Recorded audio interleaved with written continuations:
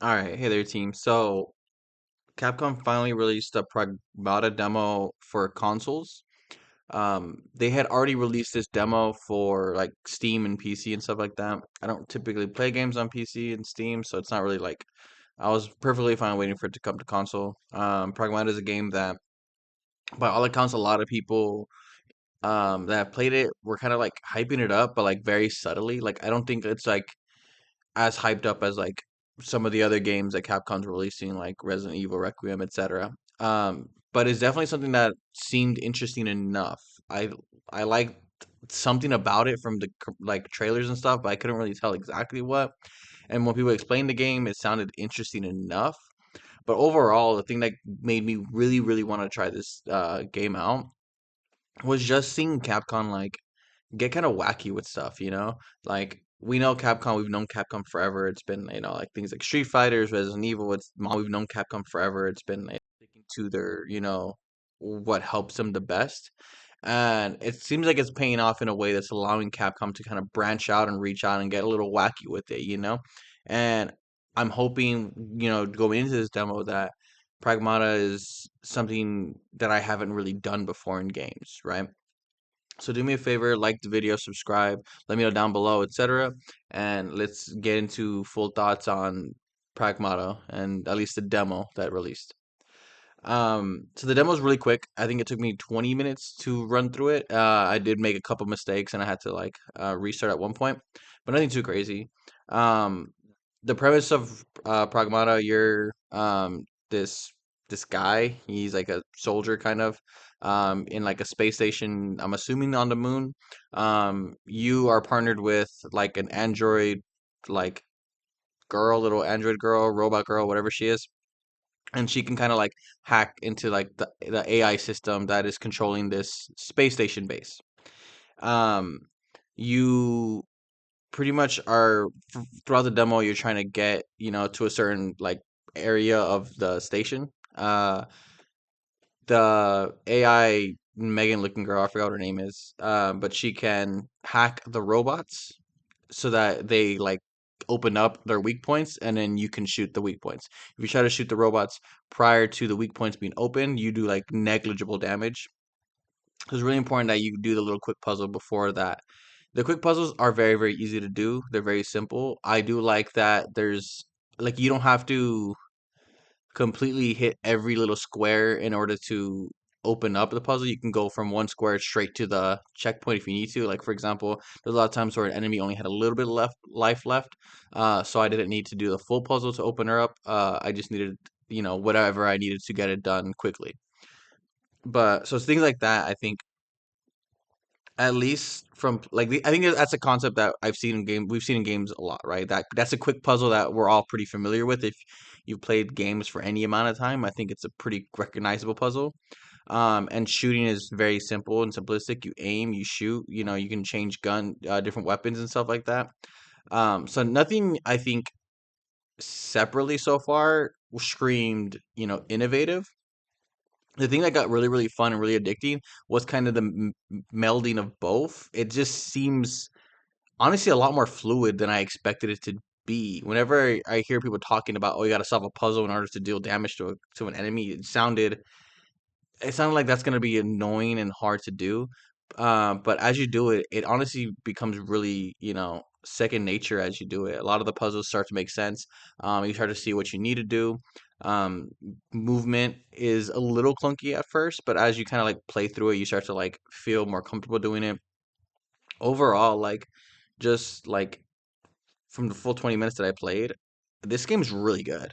Like I'm actually surprised with how much it connected with me because again, going into this year, there's definitely games that I was looking out for, right? Resident Evil Requiem, obviously, only games that I was looking out for, right? Looking at it like those are going to be like day ones.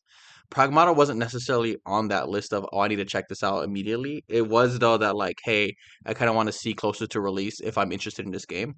And honestly, this demo sold me on this game. This demo sold me so much that like this is probably one of my most anticipated games now because that little 20 minutes of gameplay snippet was very it was very like I want more of this. Like something in my brain just like connected with it in a way that's like this is very like repetitive. I kind of wanted to go back and see if I could beat. I could probably beat that demo in like 10 to 15 minutes because I know there was a lot of stuff that like trying to feel out the game and trying to figure out the movement and like what I need to do for puzzles and like different weapons and what different weapons do.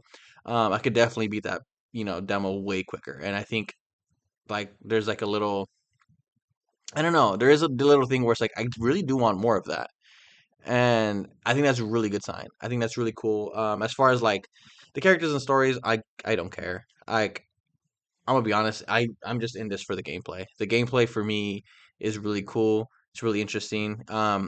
It's again, even though it's some stuff that I've done before, melding it together is something that I've never really done before. I don't think off my head. I think this is the first time something like this is being done.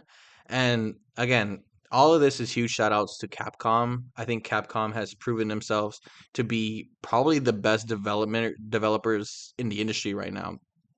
I don't think they're doing anything groundbreaking, anything too innovative, right? I think they're just doing games right. I think from the Resident Evil to the Monster Hunter, Street Fighters to something like this, like you can't really knock them really. I know like there was like Monster Hunter, the newest one, Monster Hunter Wilds has its like retractors. With that being said, like it was still a successful game. It was still a successful Monster Hunter game. Obviously not as successful as Monster Hunter World was, but you know, not everything can be the biggest thing ever, right? If you look at things like Street Fighter 6, like that is one of the biggest Street Fighters game since like 4. So like mad props for them. Resident Evil Requiem by all accounts has all this hype and fanfare leading into it, and even something as quirky as Pragmata has, its fan base that's starting to grow, slowly build. I think this is a game that when it does release, it's going to be a very, very solid like 8 out of 10, and I think like Capcom, being able to take risks like this is a super healthy sign for a huge, publishing company, a huge development team like that, and I think that's what a lot of people need to take from the game industry. I think a lot of game developers need to look at Capcom and understand that they have figured out that if you just make great games, people will show up for those. People will be excited for those, and you will be rewarded. And I'm actually like really hoping people show out for Pragmata. I'm hoping that Pragmata can show that Capcom can be a little quirky, can be a little like, out of their wheelhouse, right? Because this isn't one of their main IPs. This isn't a Resident Evil. This isn't a Mega Man or Street Fighters or anything. It's something different. And I'm very excited. I'm gonna show up for this game, and I hope a lot more people show up for this game. If you're like on the fence about whether or not you want to try this game, I highly recommend check out the demo. It's available, I believe, everywhere at this point. It is coming to Nintendo Switch 2. I'm gonna be honest. Every time I see it on Nintendo Switch 2, there's no way in hell I'm playing that on Nintendo Switch 2.